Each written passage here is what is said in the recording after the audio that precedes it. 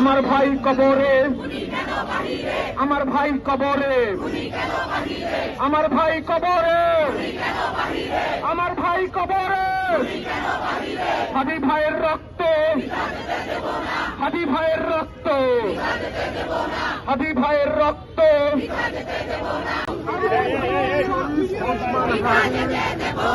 হত্যাকাণ্ডের সাথে জড়িত সকল খুনিদের গ্রেফতারের দাবিতে বিক্ষোভ মিছিল আমরা জানানোর চেষ্টা করছিলাম। গত 12 তারিখে তার নির্বাচনী প্রচারণা চালানো শেষে তিনি ফেরার পথে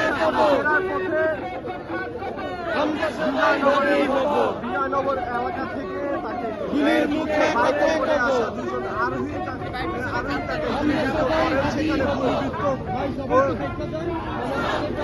হওয়ার পরে তাকে সেখান থেকে ঢাকা মেডিকেল কলেজে হাসপাতালে নিয়ে যাওয়া হয় এবং সেখানে সার্জারি করে তাকে এবার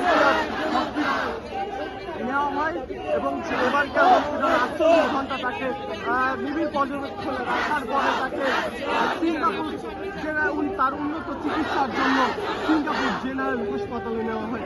তারপরে গত বৃহস্পতিবার রাত 10টার দিকে তার মৃত্যু ঘোষণা করেন ইনকলাব মঞ্চের একটি অফিসিয়াল পেজ থেকে। তারপর থেকে আমরা যেমন জানতে পেরেছিলাম যে তার খুনিদের ধরার দাবিতে শাহবাগে বৃহস্পতিবার রাত থেকেই যে ওসমান হাদির যারা সমর্থক রয়েছেন তারা কিন্তু শাহবাগে জড়ো হয়েছিলেন এবং তারপর সেখান থেকে তারা প্রথম আলো এবং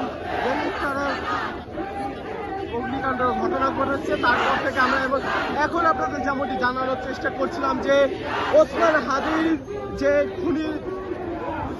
ওসমান হাদির হত্যাকাণ্ডের সাথে জড়িত খুনিদের গ্রেফতার দাবিতে বিক্ষোভ মিছিল বের করেছে ইনকলাব মঞ্চ। আমরা শাহবাগ থেকে কিন্তু তাদের এই মিছিলটি শুরু হয়েছে এবং তাদের এই মিছিলটি শাহবাগ থেকে